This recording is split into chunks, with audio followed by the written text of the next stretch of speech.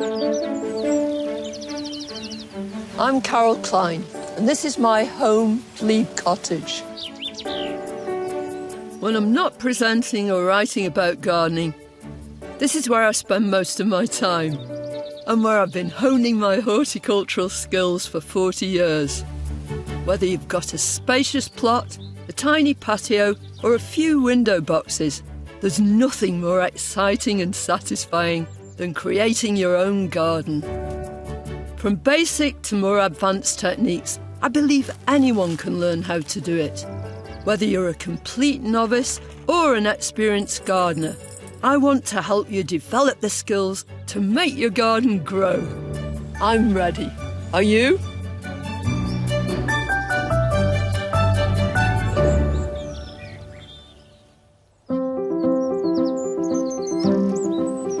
Welcome to my garden. There's such a feeling of excitement. I hope you'll be able to feel it too. Anticipation. It's getting ready for the year ahead. You can almost hear everything beginning to grow. All those shoots pushing through the ground, all those flowers opening to the sun, and we've got a beautiful sunny day too. It's magical. The garden's just saying, it's spring, it's beautiful, come on, let's get going.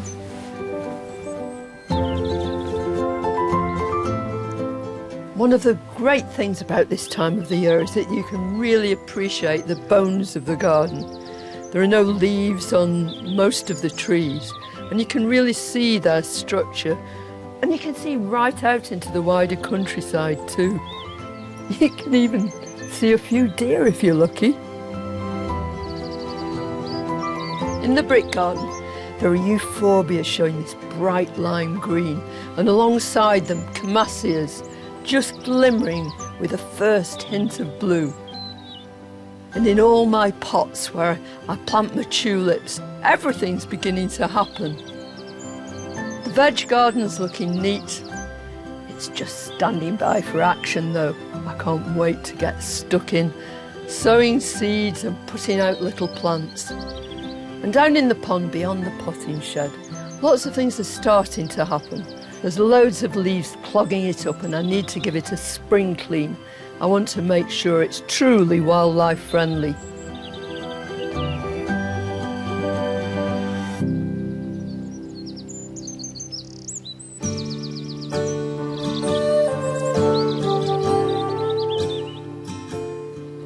I really love this time of year, and there's one part of my garden that is already at its very, very best.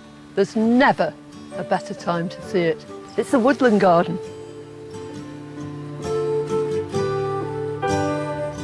A large part of my garden is in shade, or at least it will be when the canopy comes out overhead.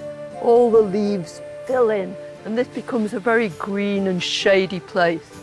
But before that happens, there are a whole load of plants that actually exploit the fact that the light is streaming in. The soil's just beginning to warm up. I've got my own name for these sorts of plants that just exploit this brief period. I call them Cinderella plants because they have to get absolutely everything done before that canopy fills in overhead. So they've got to flower, they've got to get pollinated, they've got to set seed, disperse it, and then go to sleep all the way through the summer, the autumn, the winter, but then in the spring, up they'll come again to grace the garden with utter beauty. Any bit of shade is the perfect place to grow some of these springtime beauties. Anemone nemorosa, the wood anemone, is all over the garden, but it's just coming into flower. But I thought it might be rather nice to add a different kind of anemone. Now this one is not your usual wood anemone. It's got these pretty lemony yellow flowers, which I think are just perfect in this setting. Lovely with the primroses, lovely with the yellow trumpets of the daffodils. So I'm going to do a bit of excavating first.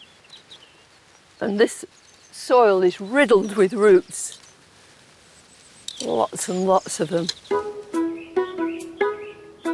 Anyway, let's get on with the main business, which is lowering this into its hole.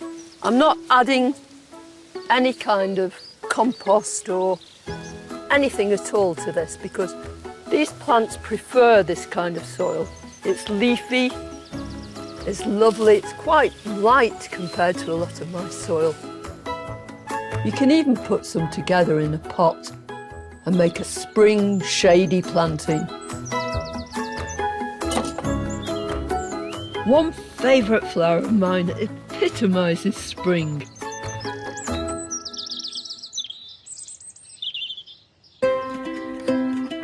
I haven't yet met a snowdrop I don't like, but S. Arnott is probably one of my all-time favourites. You should have been here a few weeks ago because the ground everywhere was covered in this carpet of white. I've got snowdrops here, there and everywhere, but I want even more. So what I'm going to do is lift some of these, divide them, replant them and increase them. Every year we do this.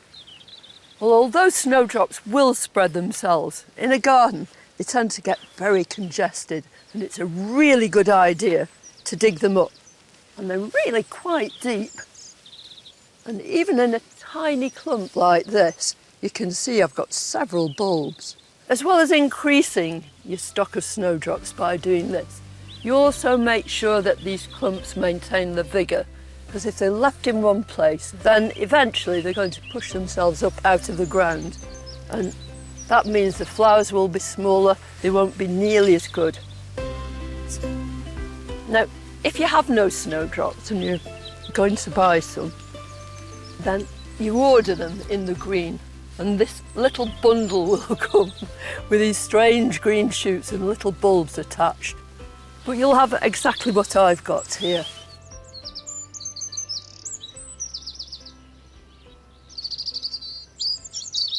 Isn't it lovely? You can hear the birds singing, and I can't think of a nicer job to be doing. So I've got a nice bare patch of earth, which is very unusual in my garden. And I'm going to put these snowdrops in here. And I've got, it's a cabbage trowel really. So it's narrow and it's very deep because I want to make a lot of separate holes and make them nice and deep without killing any worms. So that's going in, and don't be scared to plant them as deep as you possibly can. So all that's going to happen when I move this soil across is you'll see a bit of the leaves sticking up at the top, so they're just at the right depth. And I want a whole load of them, just a few inches apart. If you plant them individually, they're just going to do so much better. It's painstaking. It takes much longer than just shoving a clump in. But I'm going to water that little clump in first before I move on somewhere else.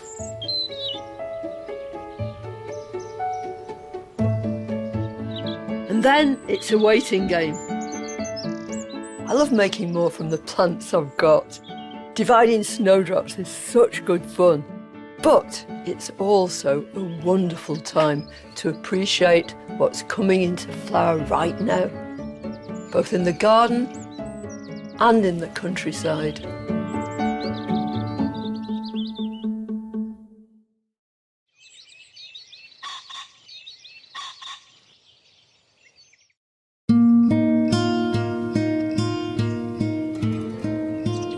I've always been interested in nature and in wildflowers in particular. Well, now I live amongst them. I think one of the most wonderful things about this is it allows me to see how these plants actually grow in the wild. And whenever you're thinking about what a plant would like, if you can find out about where it comes from and the sort of conditions it enjoys then, it enables you to give it exactly what it needs. The primrose has to be my very favourite. Don't tell the others. Nobody gardens it, nobody moves it around. It seeds itself down these little banks, willy-nilly, all over the show. It's a festival of spring.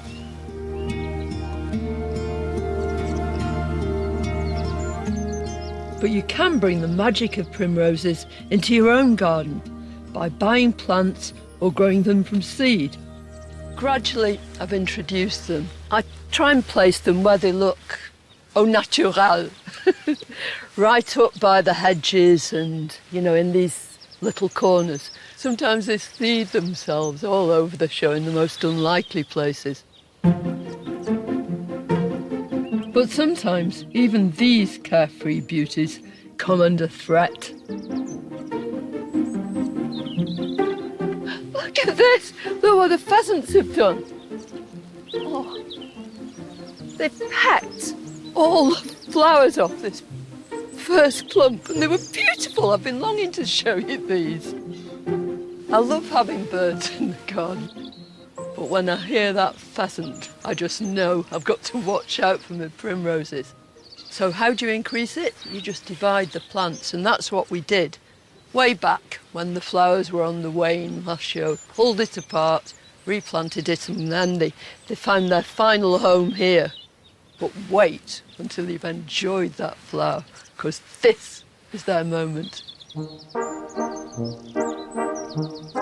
I love to revel in these signs of spring, but the end of the winter brings a lot of graft, and now's the time to check on an experiment I started way back in the autumn. Well, these two big raised beds up here are where I grow most of my vegetables. Under the surface of this lovely thick mulch are loads and loads of dahlia tubers. Now, normally my dahlia tubers live in pots, but I did a bit of an experiment and I planted them all out here. The mulch is really, really thick, so I thought that would help them survive the winter, because if those tubers freeze, then they just go squelchy. I want this land now, this big chunk here, to grow my crop of potatoes. But first, I've got to lift all the dahlia tubers out. There's one. Look at that. So dahlias grow from tubers. Just the same with potatoes too. They're tubers. All the tuber is a way of storing all this starch and sugar so that the next year, when the sun starts to beat down and the soil gets warm, they can send up lots of shoots. It's a bit like bulbs in a way, you know, keeping all that energy stored inside until it's time to come up and grow. This cheeky pheasant's coming through here, and I bet it's going to come and have another go at these primroses. But it's going to get a surprise in a minute. Go on! Go on! Go on! Woo! Woo! It's gone, but it didn't squawk.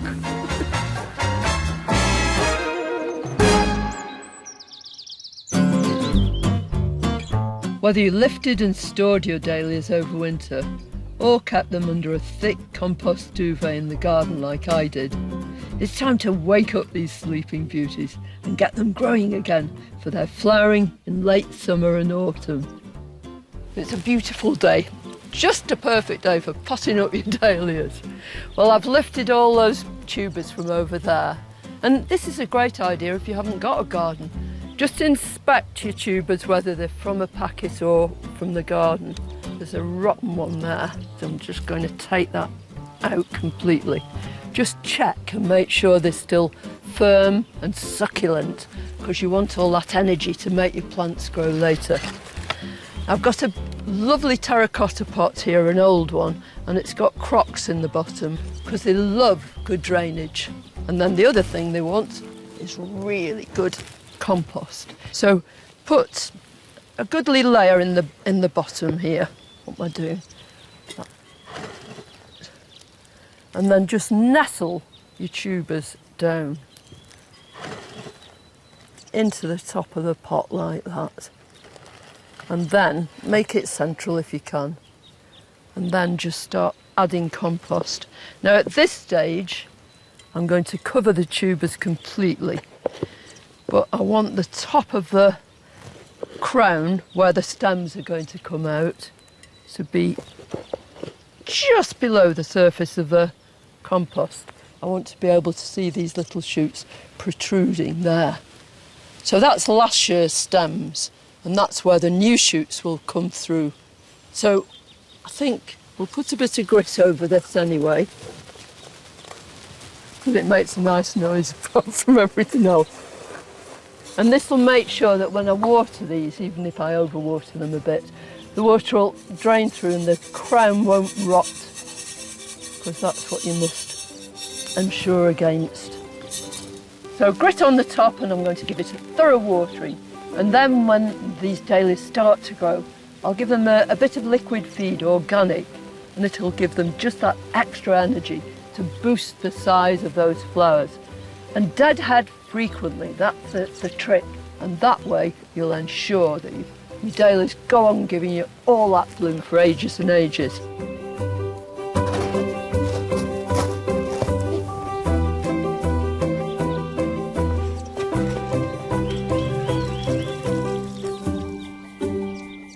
And now it's time for me to tackle some different tubers. I'm ready for my spuds now. Now, there are all sorts of technical terms in gardening that can be a bit confusing, and one of them is chitting. The whole idea is you put your seed potatoes into something like this, a very fancy piece of equipment, otherwise known as an egg crate, and you just leave them in a nice bright place with the shoots upwards. Well, there'll be eyes at the first stage, which are potential new shoots, tend to be clustered together. And you leave them like that for a few weeks until you see these shoots beginning to come up. So, chitted potatoes, off we go. Look at those, raring to go. I'm using a good old favourite. It's King Edward. They make particularly good chips, if you like chips, and they make lovely roast potatoes. There are loads of classifications of potatoes, but basically they fall into two categories, earlies and main crop. All that earlies means is new potatoes, those ones that taste so delicious, which you dig and harvest quite early on. Main crop, on the other hand, are ones that you harvest and you use from late summer onwards, and many of them you can store right into the winter. Whichever you're growing, the method is exactly the same, and also you put them in at the same sort of time. Now all I'm going to do is dig a little trench across here, and I'm going to make this trench maybe a foot or so deep. And you just work yourself across like this. Nice energetic process, this really. Loads of worms in here. I don't think I've chopped any in half, but that's always a good sign. It shows your soil's really fertile. Chuck you down there. Potatoes love organic matter in the soil. Now, it's from our half-made compost heap, so it's not thoroughly rotted, but it's all good organic material. And I'm just going to add a layer of this, because as these tubers grow, as your spuds grow, they'll send out these long roots, and it's along those roots that the new potatoes are actually born. The spuds will be gathering all this nutrient from this lovely stuff. Ooh, it's ideal. So having done that, it's time to plant your spuds. And I'm going to space my spuds out with about a foot in between. That way they'll have plenty of room to spread the roots out. So all you do, so I'm just going to nestle that in. Try and get the eyes facing upward, but it's not crucial, it doesn't really matter. Even if they fall over, they'll still grow. So I'm going to just pull that soil back on top of them, and then as they begin to grow and sprout, I'll earth them up. And all that means is you bring some of the soil from in between the rows and you just mound it up around the new shoots. That's my first row. If you want to try this out, remember to dig deep, space out your spuds, and add plenty of organic matter to your soil.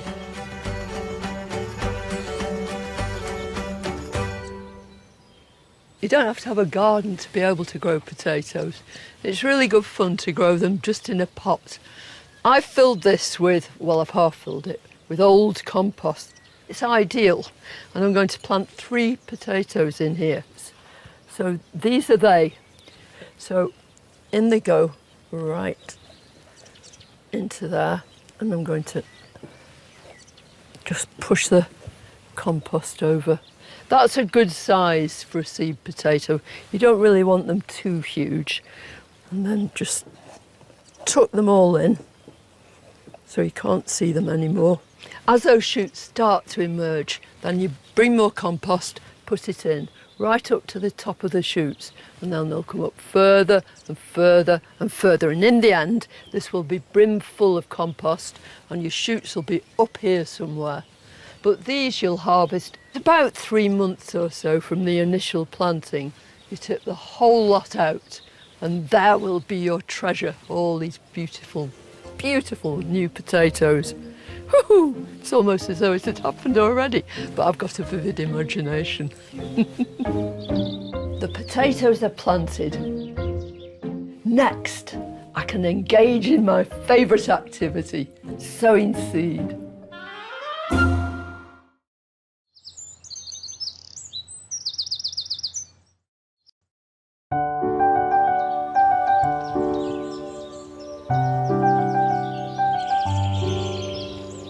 I love it when you come out on a morning like this and it's all still. I don't think people realise very often just how important the light is in your garden. You get this wonderful backlight amongst the camasias and the euphorbias. The magnolias are just starting to open the buds. They've been closed all night. It's in these sort of quiet moments that you realise just how lucky you are. And the only sound you can hear is the birds tweetering and twittering all over the place. Perhaps it's because they know the leaves of one of my favourite trees will soon unfurl, bringing them a spring treat. It's Prunus padus colorata. It's a bird cherry, and it's called colorata because the leaves have this lovely sort of pinky purple tinge. But this is the bit we're really interested in right now.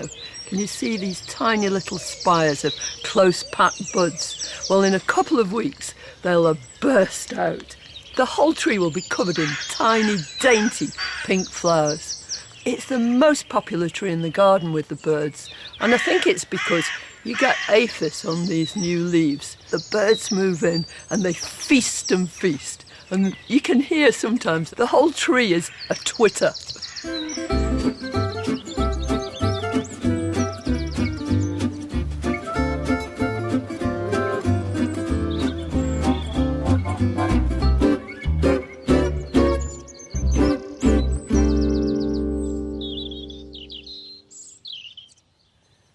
Growing stuff from seed is one of the delights of gardening. And this is a particularly sort of concentrated time, especially when it comes to food crops. Already I've started sowing stuff. Here I've got some cut and come again salad, mainly brassicas, rockets and mustard and stuff like that.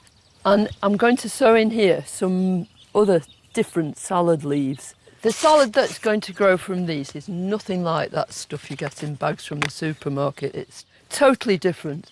It's fresh, it's gorgeous, and the great thing about it is you can take just what you need at any one time, so nothing's ever wasted. So these are mixed salad leaves. They're often in these foil packets that keeps the seed really fresh. And I'm going to tip it out onto my hand first so I can see what I've got. In that, just that little pinch here, I've probably got, 100 seeds, and each one of those will make a separate little plant. But the whole idea with cut and come again, these will never be planted out. We will constantly crop this, but we'll sow successionally. So one after the other we'll get fresh leaves. So what I always do is just go around the edge first with my hand a couple of inches above the surface of the tray, And then fill in the centre of it, backwards and forwards, backwards and forwards. And that's it. Couldn't be any easier, could it? I seldom use compost over the top of my seeds. This is what I use. So imagine, you know, seed in the wild. Basically, it's on the surface of the soil. So if you just replicate that by using grit. Now, light can penetrate that in between each of these little bits of grit, because that's what those seeds need to germinate. They need light, they need warmth, and they need water.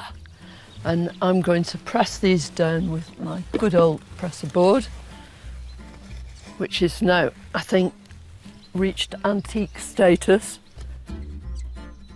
I should label it first. So just some vague indication of the date, then you know which ones you sowed first. And you don't even need a garden, you can grow them on the kitchen windowsill as long as it's light and bright, and you remember to give it an occasional water. Right now, I'm going to go and water these. Alongside our salad, every year I like to grow a good range of herbs.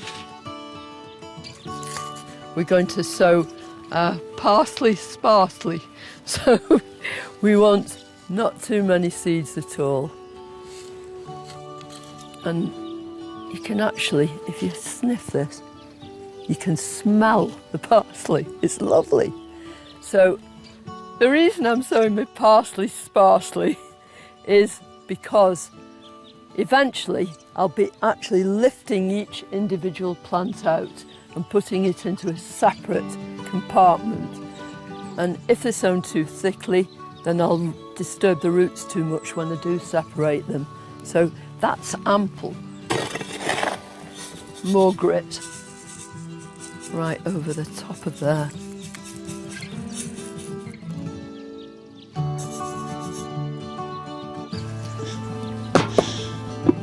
Label in.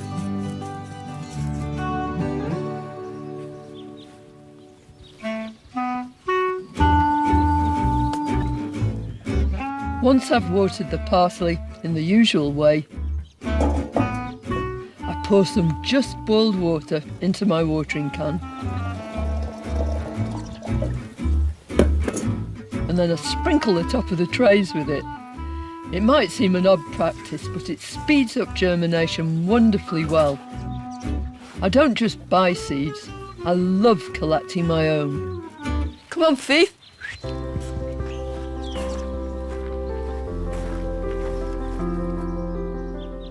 Sometimes I'm wandering around the garden, I see these beautiful flowers and I'm already thinking about what seed they're going to produce.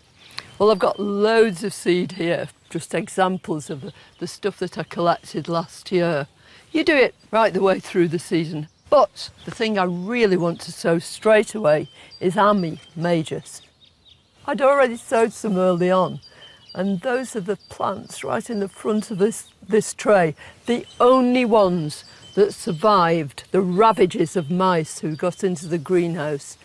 They chewed almost everything, and so I'm going to sow some more. So these are the old seed heads, and already a lot of this seed has actually fallen from them into the envelope. But can you hear it? Oh yes, absolutely. And then I want a clean paper bag, which I should have here. Yeah. And all I'm going to do is funnel this lot into here. And that's it. And then I can get sowing. So I'm trying to sprinkle it so there's plenty of space between each seed. How satisfying it is to actually sow seed that you've collected yourself. And it gives that continuity to the garden too. You sow the seed, you grow the plants, you put them out, they make more seed. You collect it and you've got the next generation. Oh, it's so lovely here. And this shady side of the garden really comes into its own. In fact, it's just about at its peak at the moment. It's true hellebore heaven. I love the way that they all hold their heads down like this, and you have to turn it right over to see its true beauty. Despite the fact that I've got so many, I'm greedy. I can't resist trying to make some more. And I'm always interested in trying to help them hybridise and produce brand new plants. I'll show you how.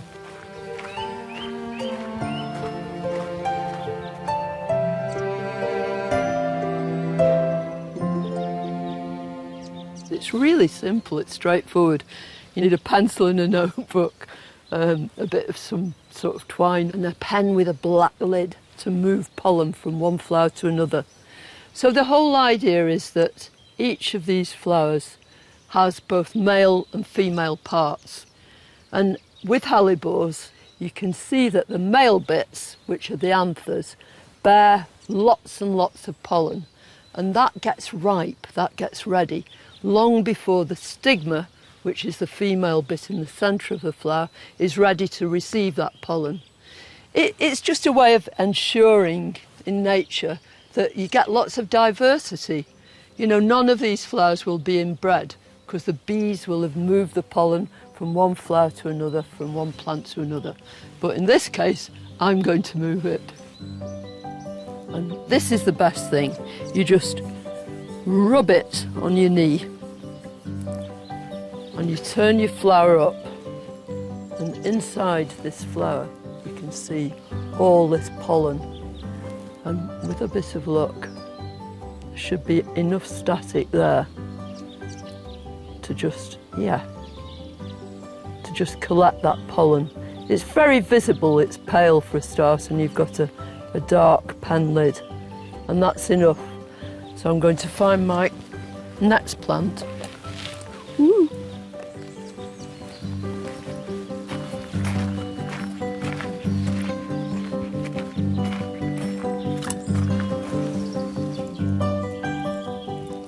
Well, I haven't just chosen these two plants, the mother and the father plant, if you like, at random.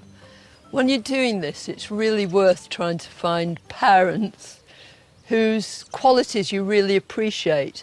So I love that plant that I've taken the pollen from for its big claret-coloured flowers. But I love the habit of this plant.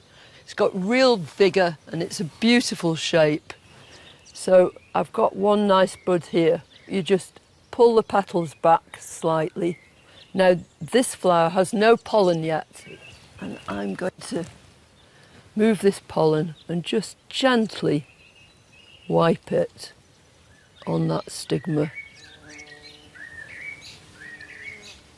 Go away, bee, you can't come in here. Go and find another flower. That's it. And then I'll close those petals again, very, very gently. I'll just tie a little bit of raffia just beyond the flower, onto that flower stem, very, very gently. That's like that. And then I'll do the other one in a minute. And that just marks that flower. But then you make a note of it. I'll know then when I come to collect the seed exactly what that cross was.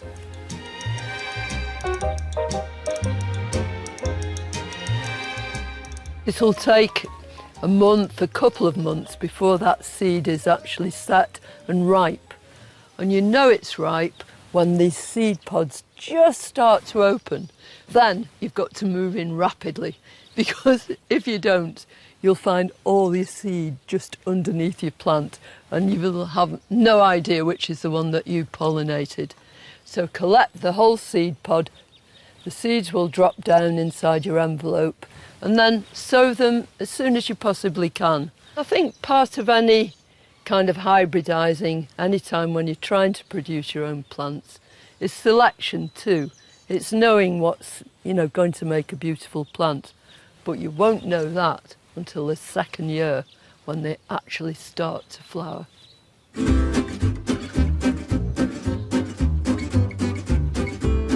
Go on, why not give it a try yourself?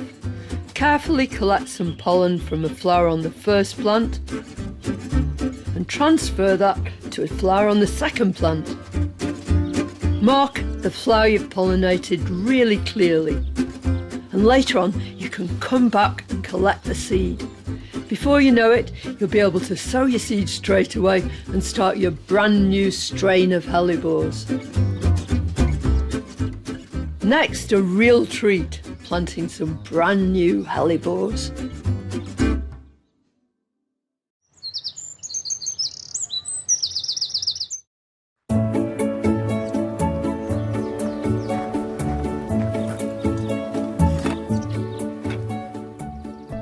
I love the hellebores in here. They're right the way through, but I want to plant some more.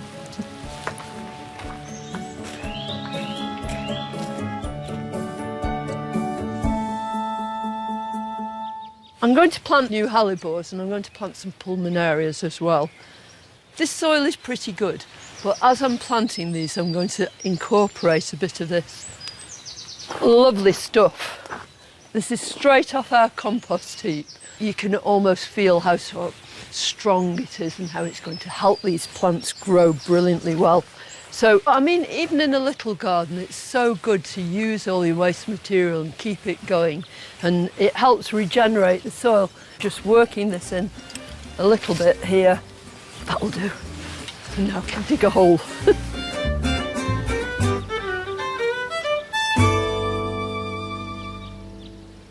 I want to plant this one. And if I turn it out, you can see it's got absolutely masses of roots. So I'll just loosen a few of them at the bottom. And the whole idea when you're putting a plant is improve your soil, make sure that those roots are going to be able to move outwards, because that's what you want it to do. So here goes. Now I want to plant it so it's at the same level as the rest of the soil. And then I'm going to firm it in. And when I've finished planting all these things, I'm going to mulch the whole thing. Again, with the same compost, which will retain moisture and it'll really help the plant get off to a good start. And with a bit of luck, it'll suppress the weeds.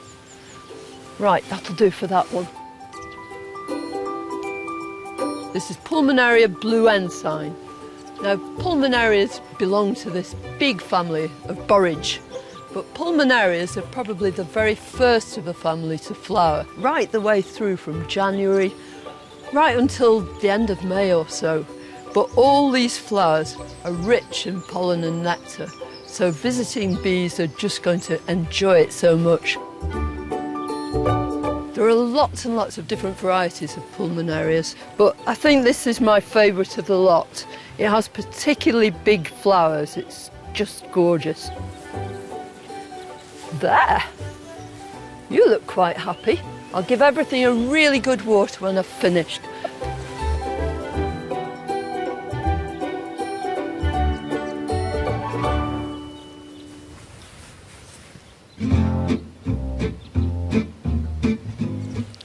This planting here in this big copper tub full of good compost, it's a total self-indulgence really. We change the contents of this throughout the year. Last summer I planted it up with luscious exotics, all rich vibrant colours and shiny jungly leaves. But now it's time to update it for the new season. It's the spring and I think I'd love it to just be absolutely full, bursting with sunshine. I've chosen 3 hellebores, yellow ones this time, really lovely gold, because that shows up so brilliantly well at this time of year. And then I'm going to combine it with some perennial wallflowers. This is one called Ricky Copper. The colour changes gradually, deeper in the centre, and then as they open up, lots of oranges and yellows, and this glorious scent. There's nothing like the smell of wallflowers. It's just completely unique. Before I actually plant them, I want to improve this soil a little bit. So I'm going to tip a load of this from our compost heap. That's probably enough. So I'll just dig this in a bit, make sure it's incorporated. Right, so let's have a go. It's quite nice to use 3 of the same. I suppose they are a sort of centrepiece really, but that gives it some nice kind of substance and structure. This is only going to be here for about 2 months, something like that, and then all these plants will go out into the garden. I want the depth of my soil to be, you know, really quite close to the top of the pot. So I'll firm them in a little bit around each one. I think this is lovely.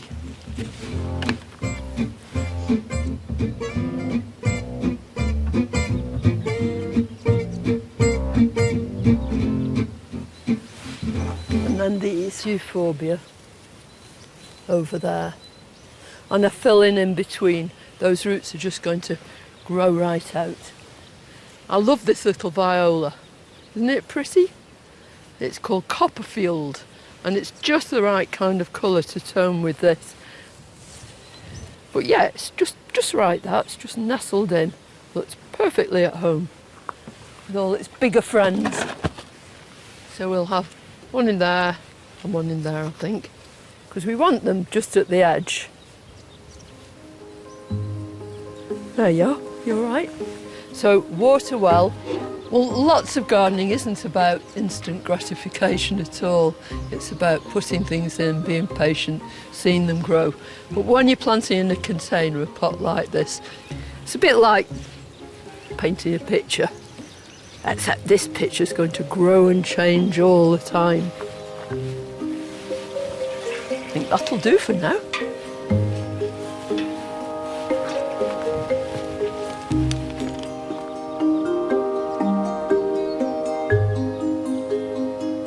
What an incredibly busy week we've had.